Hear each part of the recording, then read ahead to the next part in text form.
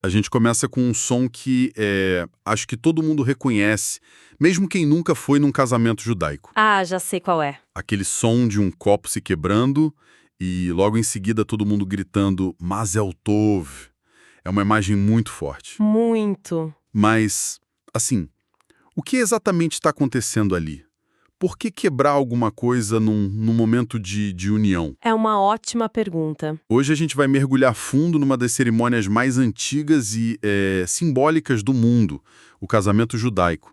A nossa fonte principal para essa análise é um artigo de estudos teológicos chamado Casamento Judaico, uma tradição com raízes bíblicas.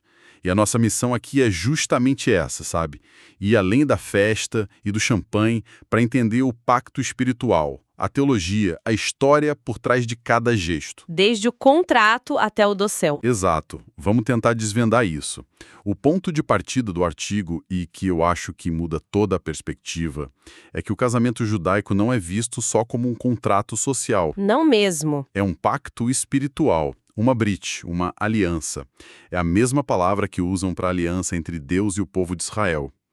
Isso já eleva tudo a outro patamar, né? Exatamente. Essa é a chave de tudo. Não é um acordo entre duas pessoas, mas um pacto sagrado que espelha o pacto divino. A raiz teológica disso, assim, está lá no livro de Gênesis, naquela passagem famosa. E eles se tornarão uma só carne. Ah, sim. Essa frase não é só poesia, sabe? É a fundação de uma união que se pretende indissolúvel. Uma fusão de vidas mesmo. E essa ideia de aliança é tão forte que o artigo cita um outro ponto. No livro de Malaquias, a esposa é chamada de a companheira da sua aliança. Gosto muito dessa expressão. Eu também. Companheira da aliança. Traz um peso, uma seriedade muito grande. Sim, porque reforça que o compromisso é mútuo e é sagrado.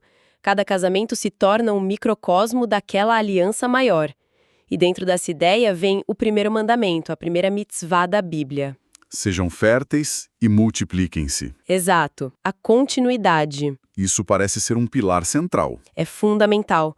A procriação é vista como uma parceria direta com a obra criadora de Deus, garantindo a continuidade da linhagem. Mas, e isso é importante, o artigo deixa claro que não é só sobre ter filhos. O companheirismo, o amor, o apoio mútuo são celebrados com a mesma intensidade. Entendi.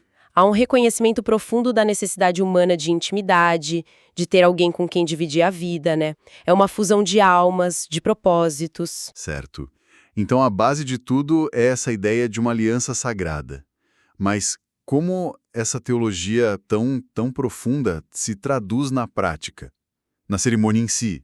É exatamente isso. A cerimônia é a dramatização dessa teologia. O artigo a divide em duas grandes partes, quase como dois atos de uma peça. Dois atos. O Kiddushin e o Nisuin. Kiddushin. O que essa palavra significa? Kiddushin vem da palavra hebraica para sagrado, kadosh. Então a tradução seria algo como santificação. É o momento do noivado, mas um noivado assim, com força de lei. Historicamente, era um acordo que acontecia bem antes do casamento. Ah, não era no mesmo dia? Não, a noiva já era considerada legalmente casada, mas eles ainda não viviam juntos. Hoje, por praticidade, esses dois atos acontecem na mesma cerimônia. E o artigo aponta um detalhe que eu achei fascinante: o anel. Ah, o anel é muito simbólico. Porque em muitas culturas o anel de noivado é sobre ostentação, né? Diamantes, valor, mas aqui é o oposto. É um anel de ouro simples, liso. Por quê? Essa simplicidade é totalmente intencional.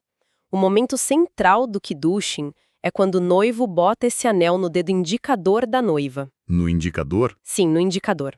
E ele diz em hebraico: fica santificada a mim com esse anel, de acordo com a lei de Moisés e de Israel. O anel liso representa a pureza do compromisso. A ideia é que o valor não está no objeto, mas no ato, na sinceridade da promessa, sabe?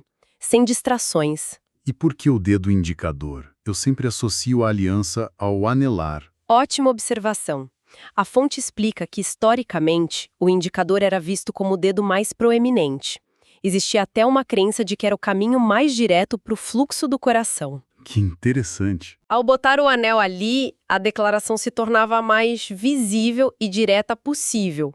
Hoje, muitas noivas mudam para o anelar depois, mas o ato em si é no indicador. Incrível. Então o Kiddushin santifica a união, e o que vem depois o Nissuin. O Nissuin é o casamento propriamente dito. É quando o casal se junta sob a chupa, O do céu. isso, do céu, que simboliza um novo lar. É ali que são recitadas as 7 bênçãos, a Sheva Brahot, e logo depois acontece um momento muito bonito chamado Ishud. Ah, sim, o artigo menciona. É quando eles ficam a sós por um momento, né? Exato. O casal recém-casado é levado para uma sala privada. É a primeira vez deles juntos como marido e mulher longe de todo mundo. Simboliza o início da vida íntima deles, a nova unidade familiar. Depois de uns minutos, eles voltam para a festa já como uma nova entidade. Poético. Mas além dessas 2 etapas, tem outros elementos super conhecidos. A Ketubá, por exemplo. Não é só um certificado de casamento bonito, não. De jeito nenhum. A Ketuba é, para mim, um dos elementos mais fascinantes. É o contrato de casamento, um documento legal e moral, escrito em aramaico. Em aramaico. Isso. E o mais incrível da Ketuba não é o que ela exige da noiva, é o que ela exige do noivo. É isso que eu ia perguntar. Isso é surpreendente para um documento tão antigo, né? Com certeza. O documento detalha as obrigações do marido. Prover sustento financeiro, roupas, comida, até as necessidades emocionais e íntimas dela. Nossa! Basicamente, é um documento que protege os direitos da mulher no casamento. E ele é lido em voz alta durante a cerimônia, na frente de todo mundo. É uma declaração pública de responsabilidade. Uau! Isso muda tudo. E outro símbolo que todo mundo conhece é a chupá, o dossel. O artigo descreve como um símbolo do novo lar. Sim, Mas o que me chamou a atenção foi o detalhe das laterais abertas. O que isso representa? a chupá é riquíssima em simbolismo. O teto é o abrigo, a proteção do lar. Mas as 4 laterais abertas são uma referência à tenda de Abraão e Sara. Ah, dos patriarcas. Exato. A tradição diz que a tenda deles era aberta em todos os lados, para acolher viajantes de qualquer direção que viessem. Então a chupá simboliza um lar que deve ser um refúgio íntimo, estável, mas também um espaço aberto, hospitaleiro, integrado à comunidade. Que bonito. Um equilíbrio entre o privado e o público. Agora, você mencionou as Sheva Brahot, as 7 bênçãos. O artigo diz que elas não se limitam só à cerimônia. Correto. As Sheva Brachot são o coração poético do Nissuin. São 7 bênçãos que louvam a Deus pela criação do mundo, da humanidade, pela alegria e, claro, pelo futuro do casal. Elas são recitadas sobre a chupa, geralmente por pessoas diferentes da família, dos amigos. A comunidade participa. Exato. Mas a celebração não para por aí. Tradicionalmente, durante os 7 dias seguintes, a comunidade organiza jantares para o novo casal e em cada noite as Sheva Brachotes são recitadas de novo. Uma semana inteira de celebração? Uma semana. É um jeito de estender a santidade e a alegria do casamento, sabe? De envolver os noivos num abraço comunitário. Fantástico. E isso nos leva de volta ao começo. O final da cerimônia. O clímax. A quebra do copo. Por que um ato que parece tão destrutivo num momento de alegria? E é essa contradição que o torna tão poderoso. A fonte dá múltiplas interpretações.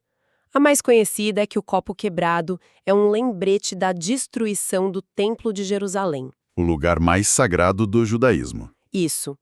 É um gesto que diz, mesmo no auge da nossa felicidade pessoal, não podemos esquecer da nossa história coletiva, da nossa dor.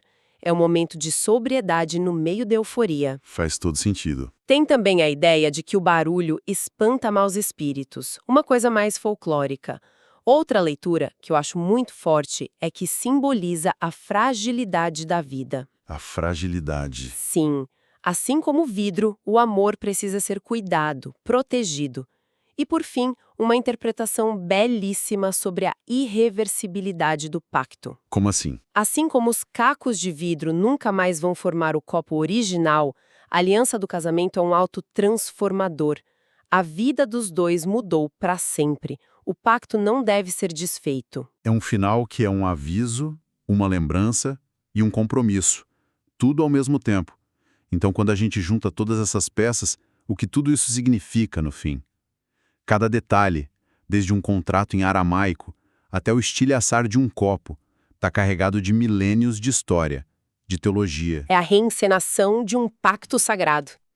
O que é mais notável, e que o artigo deixa muito claro, é como o compromisso pessoal de duas pessoas é intencionalmente entrelaçado na narrativa maior de todo um povo. A história do casal vira parte da história de todos. Exatamente. Cada casamento fortalece não só aquela família, mas a aliança coletiva.